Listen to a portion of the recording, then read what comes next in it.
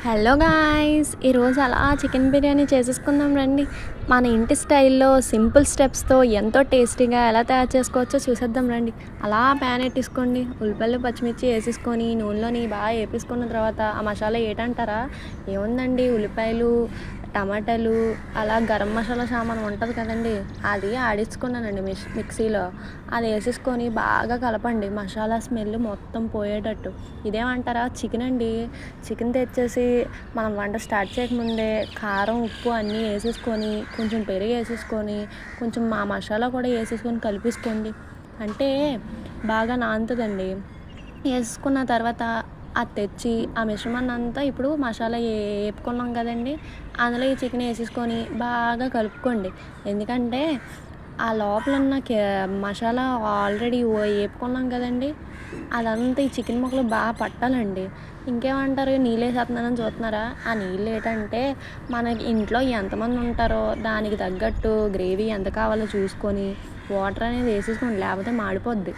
అలా ఏసేసుకున్న తర్వాత కొంచెం గ్యాప్ ఇచ్చుకుంటూ అటు ఇటు కలుపుకోండి. ఎందుకంటే మళ్ళీ మాడిపోద్దని చెప్పి అలా ఏపుతాననమాట. ఇంకేముంది బిర్యానీ చేసేసుకోవచ్చు పక్కన.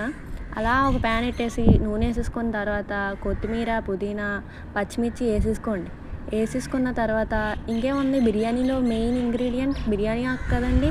ఇంకేమన్నా లవంగాలు ఏమన్నా ఉంటే ఏసుకోండి. నా దగ్గర లేవని చెప్పి బిర్యానీ ఆకుతో సరిపెట్టేసాను. అటు ఇటు ఏపేసుకోండి.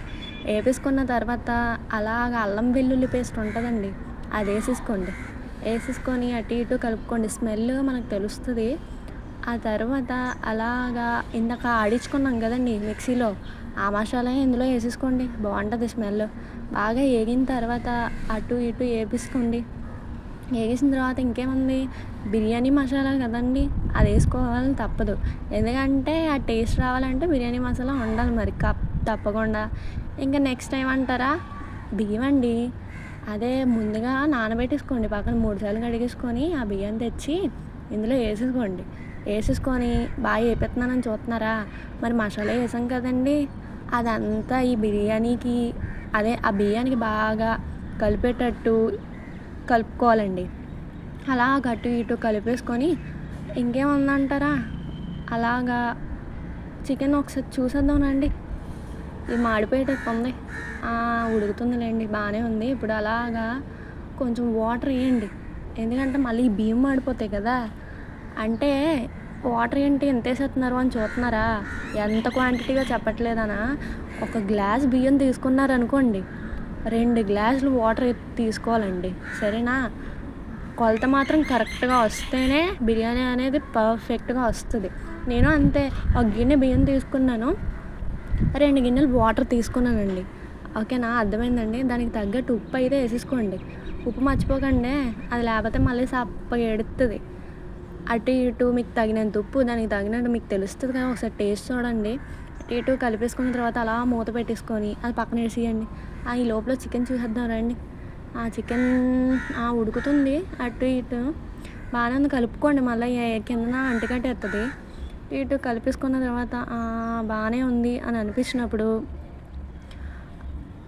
అలా అని వదిలేయకండి. అలా కలుపుతూనే ఉండండి. కొంచెంసేపు మూత పెట్టేయండి అది కూడానా. ఒక 15 మినిట్స్ తర్వాత చూస్తే ఇలా ఉంటదండి ఆ మిశ్రమం. ఇంక బిర్యానీ కూడా అయిపోయింది. అలాగా ఒక 20 మినిట్స్ తర్వాత చూస్తే ఇలా ఉంటదండి. పైన అలా కొత్తిమీర గార్నిష్ చేసుకొని చూసుకుంటే బావుంటదండి. ఏంటి అది వేరేగా, ఇది వేరేగా చేత్తన్నారనా? మా ఇంట్లో వాళ్ళకి ముక్క ఉడకకపోతే బాగోదండి. ఇలా వేరేగా చేసుకొని తింటేనే బావుంటది. మన ఇంట్లో వాళ్ళకి ఇలాగే నచ్చుతదండి. అలా బిర్యానీ తీసేసుకొని అలా ముక్కల మధ్యలో ఏసేసుకొని అటు ఇటు కలిపేసుకొని చేసుకుంటే చాలా బావుంటదండి. ముక్క ఉడికినట్టు ఉంటది. బిర్యానీ తిన్నట్టు ఉంటది. అంటే ఉడకలేని స్మెల్ అంటూ రాదన్నమాట.